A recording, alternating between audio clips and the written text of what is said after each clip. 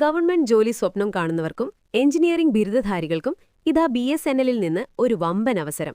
സ്വകാര്യ കമ്പനികളുടെ മത്സരത്തിനിടയിലും കരുത്തുറ്റ തിരിച്ചുവരവ് നടത്തുന്ന നമ്മുടെ സ്വന്തം BSNL ഉയർന്ന ശമ്പളമുള്ള ഓഫീസർ തസ്തികകളിലേക്ക് ഉദ്യോഗാർത്ഥികളെ വിളിച്ചിരിക്കുകയാണ്.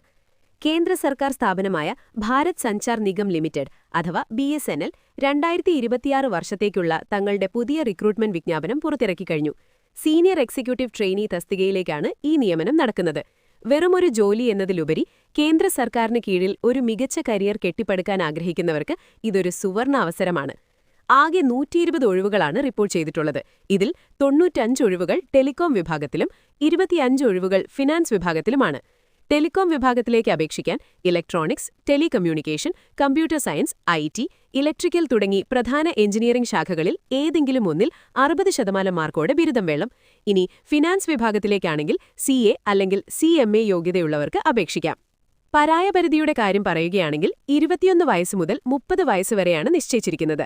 എന്നാൽ സർക്കാർ മാനദണ്ഡങ്ങൾ അനുസരിച്ചുള്ള പ്രായപരിധി ഇളവുകൾ സംവരണ വിഭാഗക്കാർക്ക് ലഭിക്കും.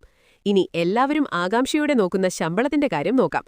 തുടക്കത്തിൽ തന്നെ 24,900 രൂപ മുതൽ 50,500 രൂപ വരെയുള്ള ആകർഷകമായ ശമ്പള സ്കെയിലിലാണ് നിയമനം നടക്കുന്നത്. ട്രെയിനിംഗ് പൂർത്തിയാക്കുന്നതോടെ മറ്റ് ആനുകൂല്യങ്ങളും നിങ്ങൾക്ക് ലഭിക്കും. അപേക്ഷകൾ ഓൺലൈൻ വഴിയാണ് സമർപ്പിക്കേണ്ടത്. ഫെബ്രുവരി 5 മുതൽ അപേക്ഷാ നടപടികൾ ആരംഭിച്ചുകഴിഞ്ഞു. മാർച്ച് മാസം 7-ാം തീയതി വരെയാണ് നിങ്ങൾക്ക് അപേക്ഷിക്കാൻ സമയം ലഭിക്കുക. വെറും അപേക്ഷ സമർപ്പിച്ചാൽ മാത്രം പോരാ, കഠിനമായ മത്സര പരീക്ഷയും ഇന്റർവ്യൂവും കടന്നുകൂടിയാൽ മാത്രമേ ഈ സ്വപ്നജോലി നിങ്ങളെ തേടിയെത്തൂ. മാർച്ച് 29-നാണ് പരീക്ഷ നിശ്ചയിച്ചിരിക്കുന്നത്. കേരളത്തിലെ ചെറുപ്പക്കാർക്ക്, പ്രത്യേകിച്ച് എഞ്ചിനീയറിംഗ് കഴിഞ്ഞ് ജോലി അന്വേഷിക്കുന്നവർക്ക് ഇതൊരു വലിയ അവസരമാണ്.